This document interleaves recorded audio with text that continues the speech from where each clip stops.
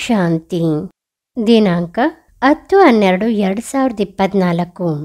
ಪ್ರಾತಃ ಮುರಳಿ ಬಾಬ್ದಾದ ಮಧುಬನ. ಮಧುರ ಮಕ್ಕಳೇ, ನಿಮ್ಮ ಈ ರೆಕಾರ್ಡ್ ಸಂಜೀವಿನಿ ಮೂಲಿಕೆ ಆಗಿದೆ. ಇದನ್ನು ನುಡಿಸುವುದರಿಂದ ಬಾಡುವಿಕೆ ಹೊರಟು ಹೋಗುತ್ತದೆ. ಪ್ರಶ್ನೆ: ಸ್ಥಿತಿ ಹಾಳಾಗುವುದಕ್ಕೆ ಕಾರಣವೇನು? ಯಾವ ಯುಕ್ತಿಯಿಂದ ಸ್ಥಿತಿ ಬಹಳ ಚೆನ್ನಾಗಿರುವುದಕ್ಕೆ ಸಾಧ್ಯವಿದೆ? ಉತ್ತರ: 1. ಜ್ಞಾನದ ನರ್ತನ ಮಾಡುವುದಿಲ್ಲ. ಇಲ್ಲ ಸಲ್ಲದ ವಿಚಾರಗಳಲ್ಲಿ ತನ್ನ ಸಮಯವನ್ನು ಹಾಳು ಮಾಡುತ್ತಾರೆ. ಆದ್ದರಿಂದ ಸ್ಥಿತಿ ಹಾಳಾಗುತ್ತದೆ. 2. ಅನ್ಯರಿಗೆ ದುಃಖ ಕೊಟ್ಟರೆ ಆಗ ಅದರ ಪ್ರಭಾವ ಸ್ಥಿತಿಯ ಮೇಲೆ ಬೀರುತ್ತದೆ. ಯಾವಾಗ ಮಧುರರಾಗಿದ್ದು ನಡೆಯುತ್ತಾರೆ ಆಗ ಸ್ಥಿತಿ ಚೆನ್ನಾಗಿರುತ್ತದೆ. ನೆನಪಿನ ಮೇಲೆ ಪೂರ್ಣ ಗಮನ ಇರುತ್ತದೆ. ರಾತ್ರಿ ಮಲಗುವುದಕ್ಕೂ ಮುನ್ನ ಕಡೆ ಪಕ್ಷ ಅರ್ಧ ಗಂಟೆ ನೆನಪಿನಲ್ಲಿ ಕುಳಿತುಕೊಳ್ಳಿ. ನಂತರ ಬೆಳಿಗ್ಗೆ ಎದ್ದು ನೆನಪು ಮಾಡಿದಾಗ ಸ್ಥಿತಿ ಚೆನ್ನಾಗಿರುತ್ತದೆ. ಹಾಡು: ಯಾರು ಬಂದರೂ ನನ್ನ ಮನದ ಬಾಗಿಲಿಗೆ. ಧಾರಣೆಗಾಗಿ ಮುಖ್ಯ ಸಾರ: ಹಳೆಯ ಕೊಳಕಿನಲ್ಲಿ ಮೋಹವನ್ನಿಟ್ಟುಕೊಳ್ಳಬಾರದು. ತಂದೆಯ ನಿರ್ದೇಶನದಂತೆ ನಡೆದು ತನ್ನ ಮೋಹವನ್ನು ತೆಗೆಯಬೇಕು. ನಿಮಿತ್ತರಾಗಿರಬೇಕು.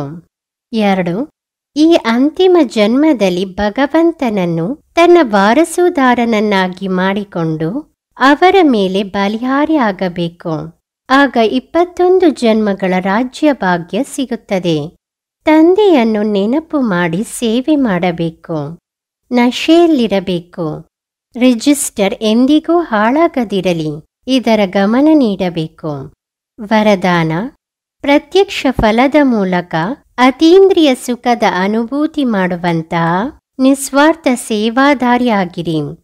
ಸತ್ಯಯುಗದಲ್ಲಿ ಸಂಗಮದ ಕರ್ಮದ ಫಲ ಸಿಗುತ್ತದೆ.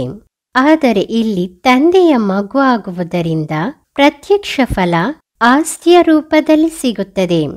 ಸೇವೆ ಮಾಡಿದಿರಿ ಹಾಗೂ ಸೇವೆ ಮಾಡುವುದರ ಜೊತೆ ಜೊತೆ ಖುಷಿ ಸಿಕ್ಕಿತು. ಯಾರು ನೆನಪಿನಲ್ಲಿದ್ದುಕೊಂಡು ನಿಸ್ವಾರ್ಥ ಭಾವದಿಂದ ಸೇವೆ ಮಾಡುತ್ತಾರೆ ಅವರಿಗೆ ಸೇವೆಯ ಪ್ರತ್ಯಕ್ಷ ಫಲ ಅವಶ್ಯವಾಗಿ ಸಿಗುತ್ತದೆ. ಪ್ರತ್ಯಕ್ಷ ಫಲವೇ ತಾಜಾ ಫಲ ಆಗಿದೆ. ಅದು ಸದಾ ಆರೋಗ್ಯವಂತರನ್ನಾಗಿ ಮಾಡಿಬಿಡುತ್ತದೆ. ಯೋಗಯುಕ್ತ ಯಥಾರ್ಥ ಸೇವೆಯ ಫಲ ಖುಷಿ, ಅತೀಂದ್ರಿಯ ಸುಖ ಹಾಗೂ ಡಬಲ್ ಲೈಟ್ನ ಅನುಭೂತಿಯಾಗಿದೆ. ಸ್ಲೋಗನ್: ಯಾರು ತನ್ನ ನಡೆಯ ಮೂಲಕ ಆತ್ಮೀಯ ಘನತೆಯ ಹೊಳಪು ಹಾಗೂ ನಶೆಯ ಅನುಭವ ಮಾಡಿಸುತ್ತಾರೆ ಅವರು ವಿಶೇಷ ಆತ್ಮ ಆಗಿದ್ದಾರೆ. ಓಂ ಶಾಂತಿ.